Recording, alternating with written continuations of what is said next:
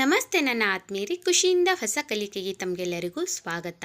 ನಾನು ಇವತ್ತಿನ ವಿಡಿಯೋದಲ್ಲಿ ತುಂಬಾ ಸಿಂಪಲ್ಲಾಗಿ ಬಲು ಈಸಿಯಾಗಿರುವಂತಹ ಅಕ್ಕಿ ಹಪ್ಪಳನ ಯಾವ ರೀತಿಯಾಗಿ ಮಾಡ್ಕೊಳ್ಬಹುದು ಅನ್ನೋದನ್ನು ತಿಳಿಸ್ಕೊಡ್ತಾ ಇದ್ದೀನಿ. ಈ ಅಕ್ಕಿ ಹಪ್ಪಳ ನೀವು ಒಂದ್ಸಲ ಮಾಡಿಟ್ಕೊಂಡ್ರೆ ಸಾಕು, ವರ್ಷ ಪೂರ್ತಿ ಇಟ್ಕೊಂಡು ನೀವು ಆರಾಮಾಗಿ ಕರ್ಕೊಂಡು ತಿನ್ಬೋದು. ತುಂಬಾ ಚೆನ್ನಾಗಿರುತ್ತೆ. ಬಾಯಲ್ಲಿಟ್ಟರೆ ಅಂತೆ ಪೂರ್ತಿ ಬೆಣ್ಣೆ ಹಾಗೆ ಕರಗುವಂತಹ ಹಪ್ಪಳ ಯಾವ ರೀತಿಯಾಗಿ ಮಾಡ್ಕೊಳ್ಬಹುದು ಅನ್ನೋದನ್ನು ನೋಡ್ಕೊಳ್ಳೋಣ ಬನ್ನಿ. ನೋಡಿ, ನಾನು ಮೊದಲಿಗೆ ಈ ಅಳತೆಯಿಂದ 1 ಬೌಲಷ್ಟು ನಾನು ಅಕ್ಕಿ ಹಿಟ್ಟನ್ನು ತೆಗೆದುಕೊಂಡಿದ್ದೀನಿ. ನೀವು ಯಾವುದಾದ್ರೂ ಒಂದು ಅಳತೆಯನ್ನು ತೆಗೆದುಕೊಳ್ಳಿ, ಅಂದರೆ ನೀರು ಹಾಕ್ಕೊಳ್ಳೋಕ್ಕೆ ನಮಗೆ ಈಸಿ ಆಗುತ್ತೆ ಅನ್ನೋದಕ್ಕೋಸ್ಕರ ಅಳತೆ ಮಾಡ್ಕೊಳ್ತಾ ಇದ್ದೀನಿ. ನೋಡಿ, ಅದೇ ಬೌಲಿನಿಂದ ನಾನು ಇವಾಗ ಮೊದಲಿಗೆ ಒಂದು ಅಗಲವಾದ ಪಾತ್ರೆಯನ್ನು ತೆಗೆದುಕೊಂಡಿದ್ದೀನಿ. ಅದಕ್ಕೆ 2 ಬೌಲಷ್ಟು ನೀರನ್ನು ಹಾಕ್ಕೊಳ್ತಾ ಇದ್ದೀನಿ. ಇವಾಗ ಮೊದಲಿಗೆ 1 ಬೌಲಷ್ಟು ನೀರನ್ನು ಹಾಕ್ಕೊಂಡಿದ್ದೀನಿ. ಆನಂತರ ಮತ್ತೆ ಇನ್ನೊಂದು ಬೌಲನ್ನು ನೀರನ್ನು ಹಾಕ್ಕೊಳ್ತಾ ಇದ್ದೀನಿ. ನೋಡಿ, 2 ಬೌಲ್ ನೀರು ಹಾಕ್ಕೊಂಡಿದ್ದಾಯಿತು. ಅದಕ್ಕೆ 1 ಸ್ಪೂನಿನಷ್ಟು ಅಕ್ಕಿ ಹಿಟ್ಟನ್ನು ಹಾಕ್ಕೊಳ್ಳಿ. ಮೊದಲಿಗೆ ಅಕ್ಕಿ ಹಿಟ್ಟನ್ನು ಹಾಕಿ ಹಾಗೆ ಒಂದು ಸ್ವಲ್ಪ ಮಿಕ್ಸ್ ಮಾಡಿಕೊಂಡು ಈ ನೀರನ್ನು ಕಾಯಿಸ್ಕೊಳ್ಳೋಕ್ಕೆ ಇಟ್ಕೊಂಡು ಬಿಡೋಣ. ನೋಡಿ, ನೀರು ಪೂರ್ತಿಯಾಗಿ ಬಿಸಿ ಆಗಬೇಕು, ಅಲ್ಲಿವರೆಗೂ ನಾವು ವೆಯ್ಟ್ ಮಾಡ್ಕೊಳ್ಬೇಕಾಗತ್ತೆ. ನೋಡಿ, ಹಿಟ್ಟು ಎಷ್ಟು ಚೆನ್ನಾಗಿ ರೆಡಿ ಮಾಡ್ಕೊಳ್ತೀವೋ ಹಪ್ಪಳನೂ ಕೂಡ ಅಷ್ಟೇ ಚೆನ್ನಾಗಿ ಬರುತ್ತೆ.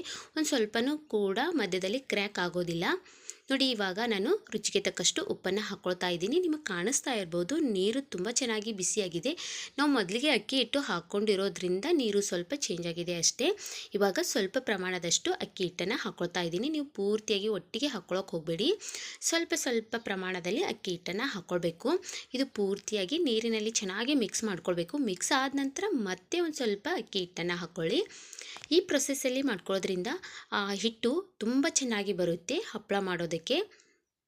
ನೋಡಿ, ಮತ್ತೆ ಚೆನ್ನಾಗಿ ಕಲಿಸ್ಕೊಳ್ಳಿ. ಈ ಹಿಟ್ಟು ನೀರಿನಲ್ಲಿ ಮಿಕ್ಸ್ ಆದ ನಂತರ ಮತ್ತೆ ಏನು ಉಳಿದಿರುತ್ತಲ್ವ ಹಿಟ್ಟು, ಅದನ್ನು ಕೂಡ ಹಾಗೆ ಹಾಕ್ಕೊಳ್ಬೇಕಾಗತ್ತೆ. ನೋಡಿ, ನೀವು ಕ್ರಮೇಣವಾಗಿ ಹಿಟ್ಟು ಹಾಕೋದ್ರಿಂದ ಹಿಟ್ಟು ತುಂಬ ಚೆನ್ನಾಗಿ ಮೃದುವಾಗಿ ಸಾಫ್ಟಾಗಿಯೂ ಕೂಡ ಬಂದಿರುತ್ತೆ.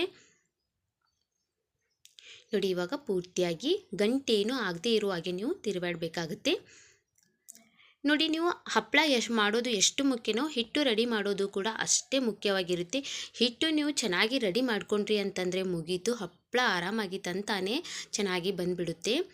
ನಾ ಹೇಳಿರುವಂತಹ ಮೆಥಡಲ್ಲಿ ನೀವು ಹಪ್ಪಳದ ಹಿಟ್ಟನ್ನು ರೆಡಿ ಮಾಡ್ಕೊಳ್ಳಿ, ತುಂಬಾ ಚೆನ್ನಾಗಿ ಬರುತ್ತೆ. ಟೇಸ್ಟು ಕೂಡ ತುಂಬ ಡಿಫ್ರೆಂಟಾಗಿರುತ್ತೆ. ನೋಡಿ, ಇವಾಗ ಹಿಟ್ಟು ಚೆನ್ನಾಗಿ ಕಲಿಸ್ಕೊಂಡಿದ್ದಾಯಿತು, ನಿಮಗೆ ಕಾಣಿಸ್ತಾ ಇರ್ಬೋದು.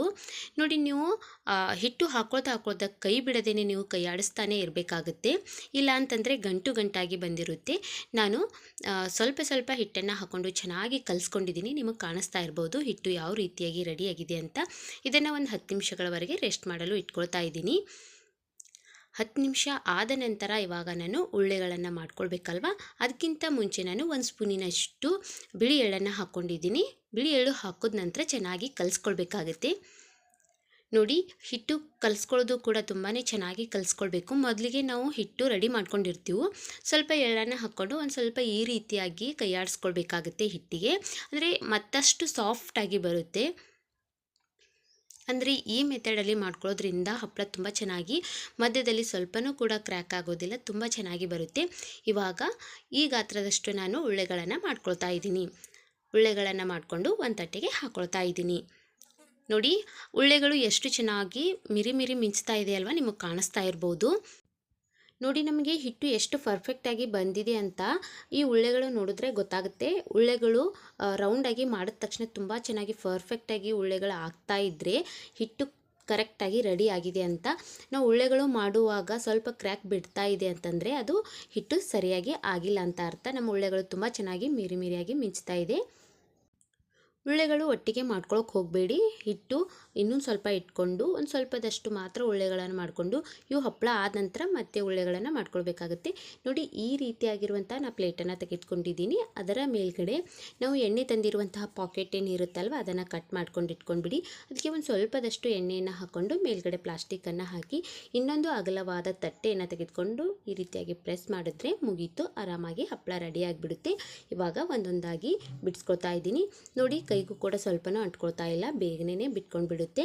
ಮತ್ತು ಅದೇ ರೀತಿಯಾಗಿ ಪ್ಲಾಸ್ಟಿಕ್ ಮೇಲ್ಗಡೆ ಉಳ್ಳೆನ ಇಟ್ಕೊಂಡು ಅದರ ಮೇಲ್ಗಡೆ ಪ್ಲಾಸ್ಟಿಕ್ಕನ್ನು ಹಾಕಿ ಈ ರೀತಿಯಾಗಿ ಕೈಯಿಂದ ಒತ್ತಿದ್ರೆ ಸಾಕು, ಆರಾಮಾಗಿ ಹಪ್ಪಳ ಆಗಿಬಿಡುತ್ತೆ. ಕೈಯಿಂದನೂ ಕೂಡ ನೀವು ಎತ್ತಿ ಹಾಕ್ಕೊಳ್ಬಹುದು.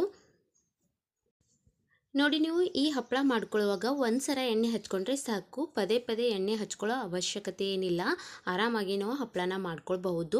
ನೀವು ಜಾಸ್ತಿ ಎಣ್ಣೆ ಹಚ್ಕೊಳ್ತಾ ಹೋದರೆ ನಾವು ಹಪ್ಪಳನ ಒಂದು ವರ್ಷದ ಗಟ್ಟಲೆ ಇಡಬೇಕಾಗುತ್ತಲ್ವ, ಆವಾಗ ಕಹಿ ಆಗುವ ಸಾಧ್ಯತೆ ಇರುತ್ತೆ. ಅದಕ್ಕೋಸ್ಕರ ಒಂದು ಸಲ ಎಣ್ಣೆ ಹಚ್ಕೊಂಡ್ರೆ ಸಾಕು, ಪದೇ ಪದೇ ಹಚ್ಕೊಳ್ಳೋದೇನು ಬೇಕಾಗೋದಿಲ್ಲ. ಆರಾಮಾಗಿ ನಾವು ಹಪ್ಪಳನ ಮಾಡ್ಕೊಳ್ಬಹುದು, ಸ್ವಲ್ಪನೂ ಕೂಡ ಅಂಟ್ಕೊಳ್ಳೋದಿಲ್ಲ. ನೋಡಿ, ನಿಮಗೆ ಕಾಣಿಸ್ತಾ ಇರ್ಬೋದು ನಾವು ಯಾವ ರೀತಿಯಾಗಿ ಹಪ್ಪಳನ ಮಾಡ್ಕೊಳ್ತೀವಿದ್ದೀವಂತ. ಮತ್ತು ಬಿಡಿಸ್ಕೊಳ್ಳುವಾಗೂ ಕೂಡ ಆರಾಮಾಗಿ ಬಿಟ್ಕೊಳ್ಳುತ್ತೆ, ಅದಕ್ಕೇನು ಟೈಮ್ ಏನೂ ಬೇಕಾಗೋದಿಲ್ಲ, ಮತ್ತು ಕೈಗೂ ಕೂಡ ಜಾಸ್ತಿ ಅಂಟ್ಕೊಳ್ತಾನೂ ಇಲ್ಲ. ನೋಡಿ, ಈ ರೀತಿಯಾಗಿ ಒತ್ತಿದ್ರೆ ಸಾಕು, ಆರಾಮಾಗಿ ರೌಂಡಾಗಿ ಹಪ್ಪಳ ಆಗಿಬಿಡುತ್ತೆ. ನೋಡಿ, ಬಿಡಿಸ್ಕೊಳ್ಳುವಾಗೂ ಕೂಡ ಎಷ್ಟು ಚೆನ್ನಾಗಿ ಬರ್ತಾ ಇದೆ ಅಂತ. ನೋಡಿ, ಈ ಹಪ್ಪಳ ಮಾಡ್ಕೊಳ್ಳೋಕ್ಕೆ ಎಷ್ಟು ಸುಲಭ ಅಲ್ವಾ. ಖಂಡಿತವಾಗ್ಲೂ ಈ ವಿಧಾನದಲ್ಲಿ ಮಾಡಿಕೊಂಡ್ರೆ ಹಪ್ಪಳ ತುಂಬ ಚೆನ್ನಾಗಿ ಬರುತ್ತೆ. ನಾವು ಪೂರ್ತಿಯಾಗಿ ಹಪ್ಪಳ ರೆಡಿ ಮಾಡ್ಕೊಂಡಿದ್ದಾಯಿತು. ನಿಮಗೆ ಕಾಣಿಸ್ತಾ ಇರ್ಬೋದು ಎಷ್ಟೊಂದು ಹಪ್ಪಳಗಳು ಆಗಿವೆ ಅಂತ. ನಾವು ತೆಗೆದುಕೊಂಡಿರುವಂತಹ ಒಂದು ಬೌಲ್ ಅಕ್ಕಿ ಹಿಟ್ಟಿಗೆ ಒಂದು ಪ್ಲಾಸ್ಟಿಕ್ ಸೀಟ್ ಸಾಕಾಗಿಲ್ಲ, ಇನ್ನೊಂದು ಪ್ಲಾಸ್ಟಿಕ್ ಸೀಟ್ ಮೇಲ್ಗಡೆನೂ ನಾನು ಹಪ್ಪಳ ಹಾಕ್ಕೊಂಡಿದ್ದೀನಿ. ನಿಮಗೆ ಕಾಣಿಸ್ತಾ ಇರ್ಬೋದು ಎಷ್ಟೊಂದು ಚೆನ್ನಾಗಿ ರೆಡಿಯಾಗಿದೆ ಅಂತ. ನೋಡಿ, ನಾನು ಒಂದು ದಿವಸ ಚೆನ್ನಾಗಿ ಒಣಗಿಸ್ಕೊಂಡಿದ್ದೀನಿ, ಇನ್ನೂ ಒಂದು ದಿವಸನೂ ಕೂಡ ನಾನು ಒಣಗಿಸ್ಕೊಳ್ತೀನಿ.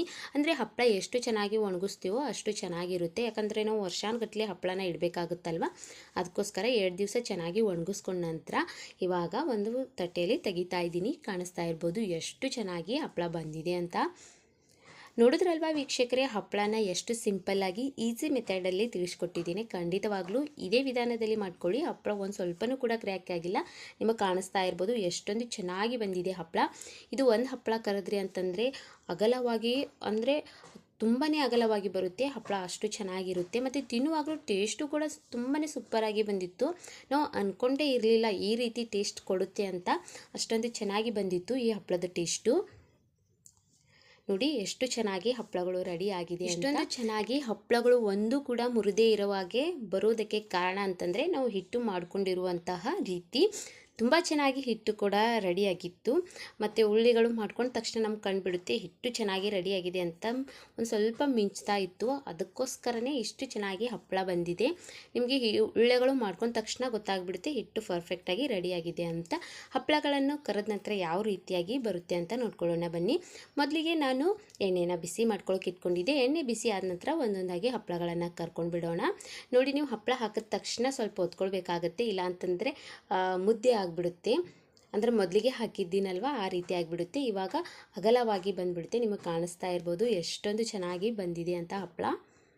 ಮತ್ತು ಪೂರ್ತಿ ವೈಟಾಗಿಯೂ ಕೂಡ ಬಂದಿದೆ, ಒಂದು ಸ್ವಲ್ಪನೂ ಕೂಡ ಕಲರ್ ಚೇಂಜ್ ಆಗಿಲ್ಲ, ಅಷ್ಟೊಂದು ಚೆನ್ನಾಗಿ ಬಂದಿದೆ. ನೋಡಿ, ಈ ಹಪ್ಪಳ ಎಷ್ಟು ಚಿಕ್ಕದಿದೆ ಅಲ್ವಾ, ಇವಾಗ ಎಷ್ಟು ಅಗಲವಾಗಿ ಬರುತ್ತೆ ನೋಡಿ, ನಿಮಗೆ ಕಾಣಿಸ್ತಾ ಇರ್ಬೋದು. ನೋಡಿ, ಪೂರ್ತಿಯಾಗಿ ಹಪ್ಪಳನೂ ಕೂಡ ಕರ್ಕೊಂಡಿದ್ದಾಯಿತು. ಎಷ್ಟೊಂದು ಚೆನ್ನಾಗಿ ಬಂದಿದೆ ಅಲ್ವಾ ಹಪ್ಪಳ, ತುಂಬಾ ರುಚಿ ಇದೆ ಮತ್ತು ನಾಲ್ಗೆಗೆ ಒಳ್ಳೆ ಸ್ವಾದ ಕೊಡುತ್ತೆ ಅಂತಲೇ ಹೇಳ್ಬೋದು. ನೋಡಿದ್ರಲ್ವಾ ವೀಕ್ಷಕರೇ, ಯಾವ ರೀತಿಯಾಗಿ ಅಕ್ಕಿ ಹಿಟ್ಟಿನ ಹಪ್ಪಳನ ಮಾಡ್ಕೊಳ್ಬಹುದು ಅನ್ನೋದನ್ನು. ಖಂಡಿತವಾಗ್ಲೂ ಈ ವಿಡಿಯೋ ನಿಮ್ಮೆಲ್ಲರಿಗೆ ಇಷ್ಟ ಆಗಿದೆ ಅಂತೇಳಿ ಭಾವಿಸ್ತಾ ಇದ್ದೀನಿ.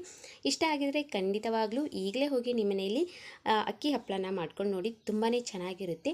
ಹೀಗೆ ಮುಂದಿನ ಹೊಸ ವಿಡಿಯೋ ಒಂದಿಗೆ ನಾನು ನಿಮ್ಗೆ ಸಿಗ್ತಾ ಇರ್ತೀನಿ. ಟೇಕ್ ಕೇರ್, ಬಾಯ್. ಖುಷಿಯಾಗಿರಿ, ಸದಾ ಹೊಸದನ್ನು ಯೋಚಿಸ್ತಾ ಇರಿ. Thank you.